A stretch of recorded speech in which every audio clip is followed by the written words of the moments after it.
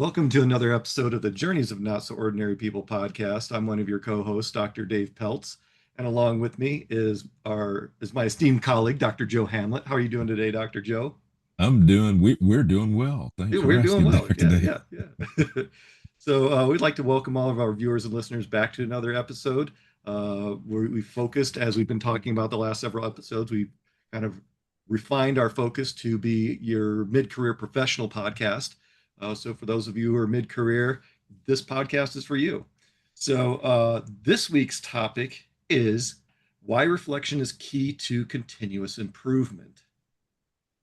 I'll say that one more time. That's a mouthful. Why reflection is key to continuous improvement. Dr. Joe, kick us off with that.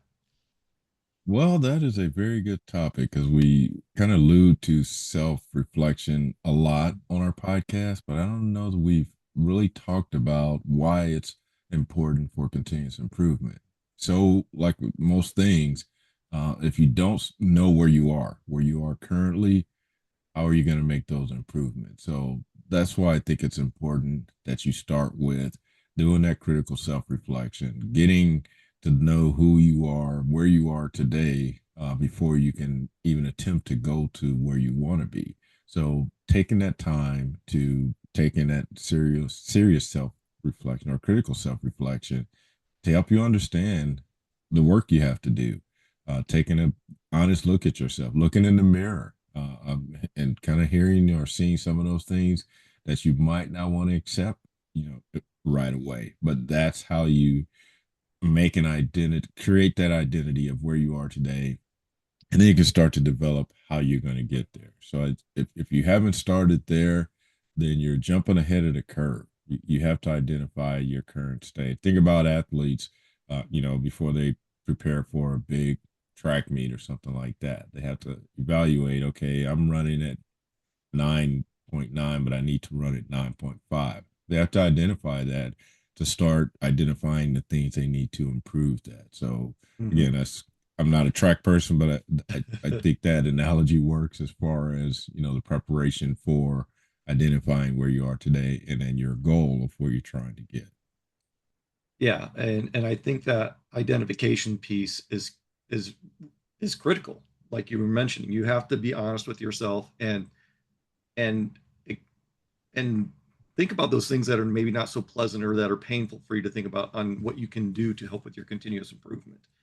And when we think about that, if you're not sure what that might be, areas that you can improve, you can always go to a mentor or your coach or a trusted friend or something like that, because maybe the feedback you're getting from your workplace is not what needs to be improved. Maybe there's some consternation there. Maybe someone's saying that you're bad at communicating, when in fact everyone says, no, you're a great communicator. What you need to work on is how you present stuff, and be aware of that. I mean, I'm not saying that's happening to you in the workplace, but be aware that some of that feedback that you're getting in the workplace may not be the right feedback, let's say, or accurate feedback. So go to someone who you trust, like I said, a best friend, a trusted colleague, a peer, a mentor, a coach, someone that will provide you that honest feedback to help you get started what you can what you can start reflecting on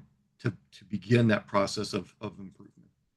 And Dave, I'm glad you identified that portion of it because I didn't do a good job of that, because I mainly looked at, you doing that critical self reflection, and then identifying those things for yourself. But you're right. Your, evaluation of yourself is probably going to be different than the way other people see you. Mm-hmm. And I think that's also important because again, you may have high, you know, thoughts or think you're in a position that you're not really in because again you've kind of hid it from yourself or you keep telling yourself, oh, I'm doing great. And so I think that could be a one of those barriers that you're not able to overcome because that's the way you see it. You don't have any outside input or feedback to make you think differently. So I think that's very important that you go to some of those people, that you trust, that they're going to give you the honest feedback, not the, oh, you're doing great, don't change a thing, but Or you're somebody doing that's horrible in everything. so, you have to be careful on who you ask. Like you say, and it should be a variety of people. Like say, people that know you personally, and then people that know you in the workplace or in other venues, so that you can kind of compile all that information and see if there's some commonalities or if there's something that's totally off the charts that you weren't aware of. So thanks for bringing that in because I totally forgot to bring that up as a key point to this thing. And the other side of this is it doesn't have to be something that's negative, a Right, negative right. behavior for your continuous improvement. It can Yep. be a positive behavior for your continuous improvement. Maybe you are a really good public speaker. What can you do to become even better so you can get Right, that opportunity to present to a larger group instead of just a small group? What does that look like? What do some of those things, what positive aspects do you bring? This isn't just a cons list or a negative list. It's right. a Yep. pros and cons. It's a list of critical self-reflection and being honest. Well, this is what I'm good at, and this is what I Yep. need, and this is what I need to improve upon. Whether it's public speaking or whether it's across the board, whatever it is, you know that's what's going to help you understand what you're good at, what you need to work on, and that's not a bad thing. It's just being honest with yourself. Right, I've met so many people throughout my career that thought that they were the gift to the company, and you're thinking, oh my gosh, where are they coming from? Why? Who encouraged this behavior? right, And conversely, I've met a lot of people that didn't feel that they were good enough, that just needed that push to say, hey, you are good enough, just tweak these things right here, and that'll put you over the edge in a great way. right. Yeah, I think you also make a good point as far as identifying those strengths and weaknesses because that could help you overcome some of those weaknesses or things that you're not as good as. You may be able to lean more into what you're really good at that may overshadow or help to kind of diminish the area that you're not as good in. So, but that's the area that you can work on at a later time. But yeah, that's a good point. Again, also identifying helping other people identify, hey, you're not the greatest thing since sliced bread. So, and hopefully they'd be willing to accept that. But that's some of the feedback that you're going to need to help you Mhm. identify, hey, I'm strong at this. I keep getting this consistently that, this is the thing that I'm strong at. And then I also consistently get the things that I need to work on. So that helps you and again, not doing this mental gymnastics of, okay, I think I'm good at this. I think I'm bad at that, but getting some of that objective feedback that's gonna help you. And again, some of it you can take with a grain of salt because depending on who you ask, or they may be modeling it after them the way Mhm. they are. So again, some of those things should be considered. But if you keep hearing the same thing that hey, you when you speak, you do this, probably mean that might be what you're doing. So just getting input feedback from a variety of inputs, variety of people, variety of venues, just different things to help kind of mold what that looks like for you. Mhm. And I'm going to go back to the conversations with, like we've been talking about, conversations with those that you trust, because, and you said it, and I'm glad you brought it up, personal and professional. Because you may be a star at work, and at home maybe there's some areas you need to improve upon, or vice versa. Maybe you're a star at home, and at work there's some areas you can improve on. So talk with someone or several people, and get their feedback, several people that you can trust, and take notes. Hey, I'm seeing a pattern. I've talked to 5 people. They're saying, you know, there's these positives, these negatives, but here's where they consistently cross Right. over, and Yep. where they The common identify theme. that's your Yep. sweet spot, and that's, like you just said, that is the theme that you need to look for. It's that crossover. I'm blending half my fingers, and that becomes your focal point to address. And then the ones that are out of that crossover, those can be secondary areas of focus. Well, as you were saying that, I was kind of laughing to myself because I'm thinking about, when my mom was still here, and especially later in life when I'd go see her and she'd be beaming about me and, all the things that I'd accomplished. So if we're talking about that self-reflection, as much as you love your parents or people, and praise and things like that, to give you those, those true insights on yourself because they're like I say, my mom, Joe, like you my froze for about 2 seconds. Can you go back to where you said conversations with the people that you trust can be maybe a little misleading or misleading? Yeah. yeah, maybe a little fluffier than you actually need. Because every time I left there, I feel like I was on top of the world because my mom would, give me these high praises about things that I had done and things that I should do. So I'd always leave with a high, with her. So again, just if you're thinking about that critical self-reflection or, really trying to figure out who you are, how you can improve, again, think about the people that you're asking because they're gonna potentially inflate or deflate where Mhm. you think you are. So just take that. And Dave said it. You may get some highs, you may get some lows, but then you may see some common themes. So they can be helpful, but just remember that sometimes it could be misleading. So don't get caught up in, oh, I'm the greatest since sliced bread, because that might not be the case. It depends on, that one-sided approach or look at who you are or who you are actually. So, Yeah, I think that's one thing the military did well when they rebirthed us, when they stripped us down and then turned us into what they wanted us to be. right. There is some cool things about that process, and it's actually not just the military. It can be in sports. It can be in, just about any career where they want to mold you into a certain type of producer.